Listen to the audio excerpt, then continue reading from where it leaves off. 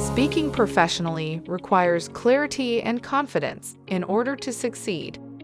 No matter what line of work you are in, communication always plays an important role to express your thoughts and ideas. In this English lesson, I will teach you how to speak professionally with utmost clarity in speech.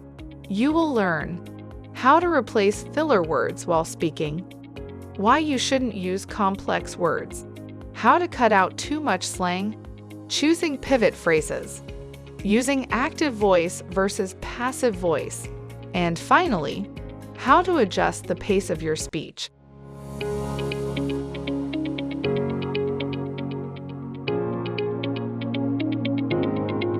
First, let's understand what are filler words, sounds such as the ums, ah, or using words such as like, you know, are filler words in English. If you use these words too much while speaking, it can quickly become distracting for the listeners. Filler words also make you sound less professional and boring.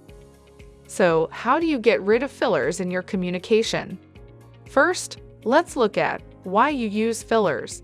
When your mind is not able to search for words to support your chain of thoughts in a conversation, you tend to fill those gaps with filler words.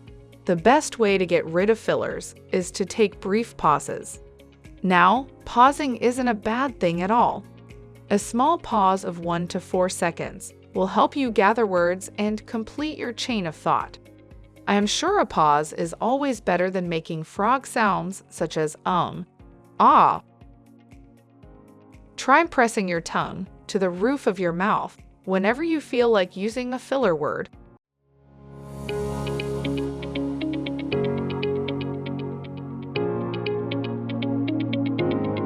You may have great vocabulary and know much more English words than an average English speaker, but showing that off unnecessarily will confuse your listeners.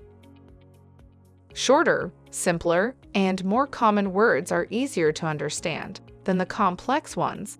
It's possible that you will be misunderstood by your listeners. Take a look at this sentence. When we commingle the ways in which these two antithetical groups utilize our mobile app. Well, too many complex words that can easily confuse listeners. Instead of commingle, you could use compare, weigh, or analyze. The meaning of these words is the same, but they are less complex. Instead of antithetical, you could use much simple words such as different, diverse, or if you want to use a better word, you could use dissimilar. Now, that's a better and advanced word, but not a complex one. Secondly, adjust your vocabulary to suit your audience. You can use technical vocabulary with people who understand the subject. Same applies to abbreviations. I have noted people use abbreviations or short forms that are uncommon to follow. Take a look at these acronyms. Can you guess what they mean? IIRC stands for, if I recall correctly. WDYM means, what do you mean? And OTTD means outfit of the day. I am sure when you looked at them first, you kept wondering what they meant. Am I right? These short forms may be common at your workplace, hence, they are also called insider phrases. But your listeners may get easily confused with them. The bottom line is, use more common acronyms that are easily understood, such as FYI for your information, ASAP as soon as possible, BTW by the way. Now, these are more common and universally followed acronyms.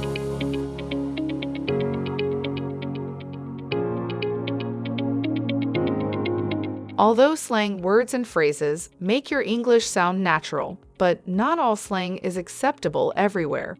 You might want to show how trendy you are and may use some slang words and phrases that might sound unprofessional and offensive.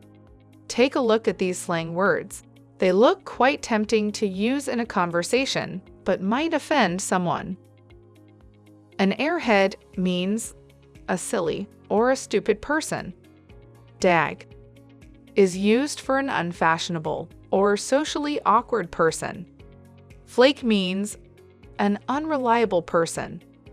Don't you think these slang words might offend someone? It's best to avoid the use of slang vocabulary at workplace and stick to the language that's socially acceptable.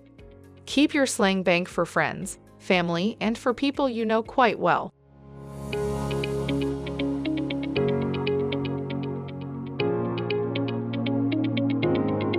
What are pivot phrases?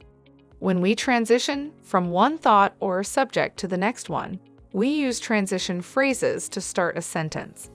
It helps the listener identify we have finished speaking on a particular point, and now we are moving to the next one. Choosing the right words while transitioning is important. You must avoid words such as, so anyways, okay anyhow. The next point is, these words display lack of enthusiasm, and it seems that you just want to finish talking. Instead, you could use, let's move on to. Another aspect to consider is, now, moving on to the important part. These phrases show smooth transition between your points. The listener understands the flow of your speech well and doesn't feel lost.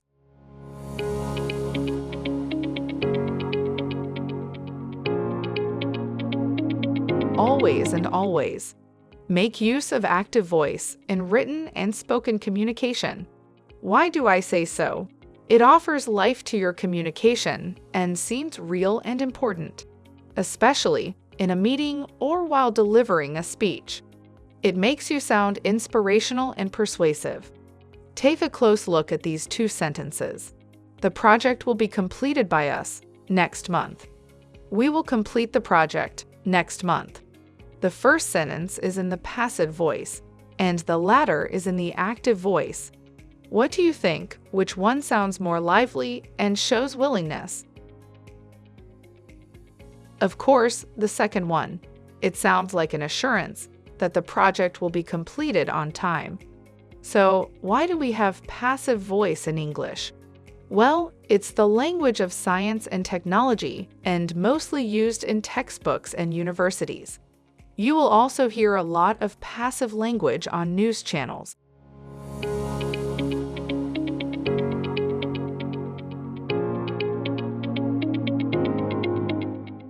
English language is made up of rhythm, but most people speak flat, and that makes them sound emotionless and robotic. If you speak at the same pace, either too fast or too slow, it is hard to follow and understand your message. You must vary your pace while speaking, somewhat similar to the notes in a song. For example, you might want to speak a bit more quickly if you are concluding or recapping content in your presentation. You might slow down a bit when you want to introduce an important point in a meeting. Pausing for a sec helps lay emphasis on certain important words and draws the listener's attention. This technique is followed by most of the public speakers. In short, you need to adjust the speed of your delivery based on the content of your speech. That's all for today. I hope these tips and tricks helped you understand some key elements to speak with clarity and sound more professional. All these elements are features of the English language, and no English textbook will teach them. You will only acquire the art of speaking effectively through hours of practice. Keep all these points in mind to be a better communicator. I will see you soon in the next lesson. Keep learning, keep practicing.